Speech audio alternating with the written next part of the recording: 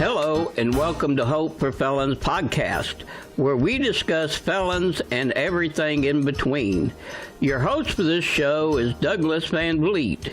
Welcome to the show, ladies and gentlemen.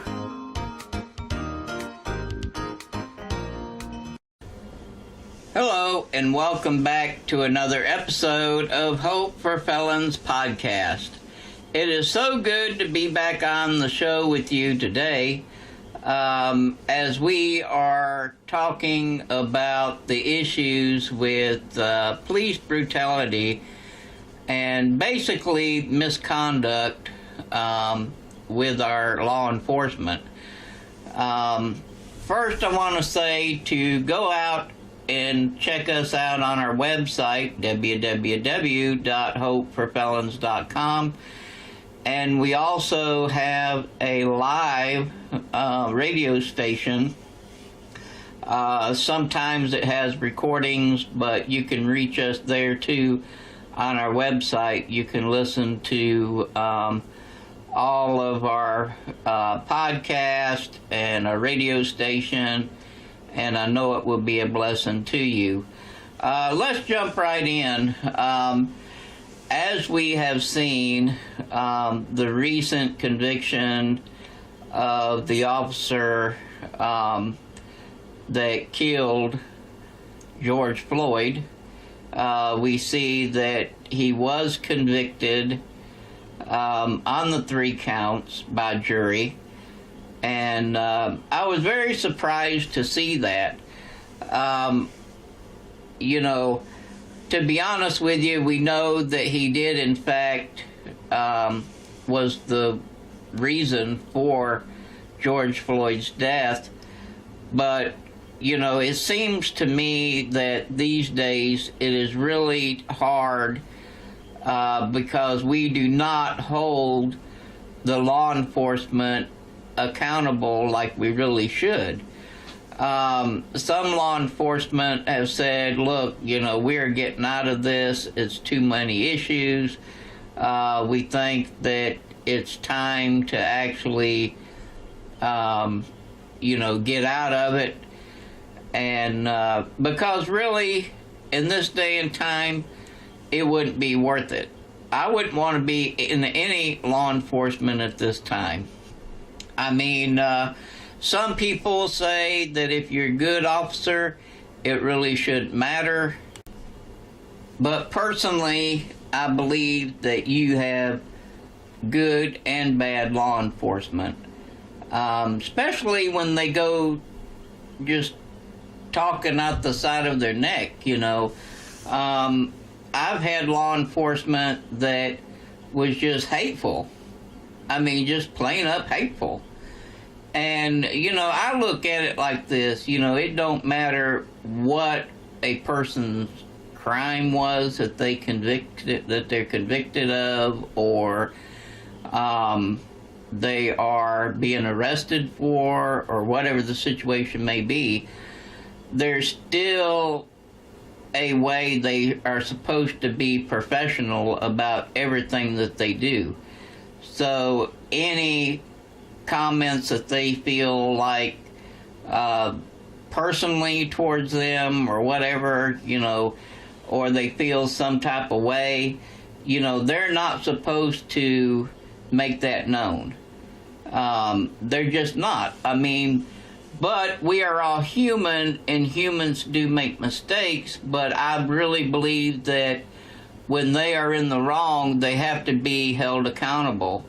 Because that's what we have seen for so long, that we have not held the law enforcement accountable, and now we are finally seeing case after case after case of law enforcement that has actually been in the wrong.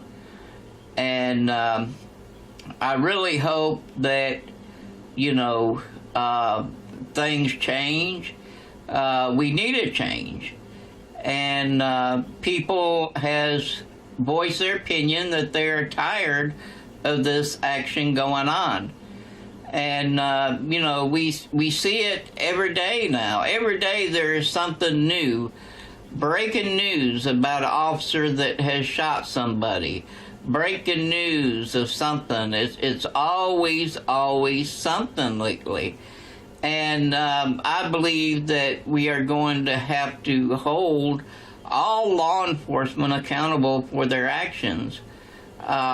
You know, they are set in place to help us, you know, not to hurt us in any way.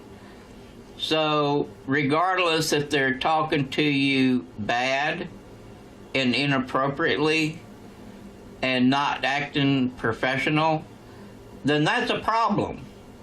That's a problem. And you know, there is certain elements of different crimes, and if they are met, they can be held liable because they are supposed to be professional. Number one, that's what they're supposed to be, because they are the ones that are protecting us. They're protecting the community. And who wants someone that's going to shoot somebody just, you know, and not think twice? You know, that is a problem. That's a major problem right now. And I really hope that law enforcement will actually change their policy, but I look for eventually for all law enforcement to come under the federal jurisdiction. I really believe that, because it seems like that when you do private policing like we're doing now, that it's not working. It simply does not work.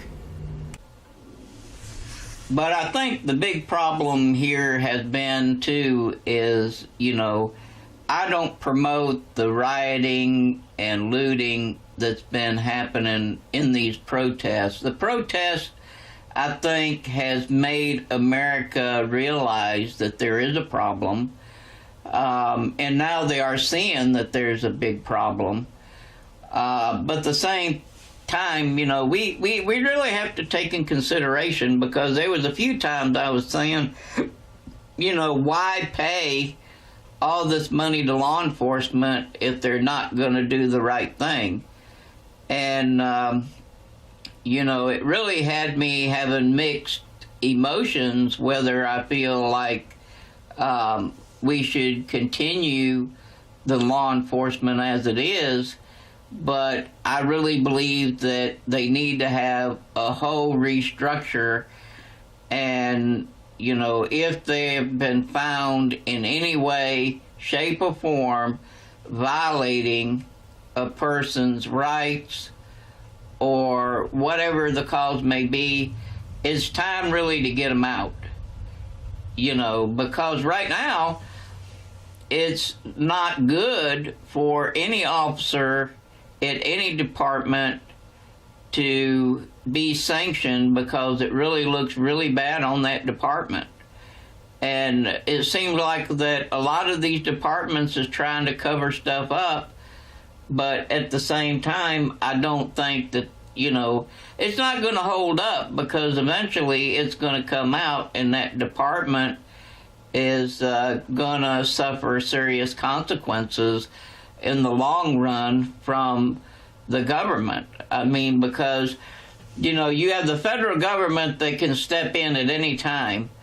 And when there's issues like this, we know that the police of Minnesota, they're really looking, you know, the federal government is looking at them really closely right now because of the training.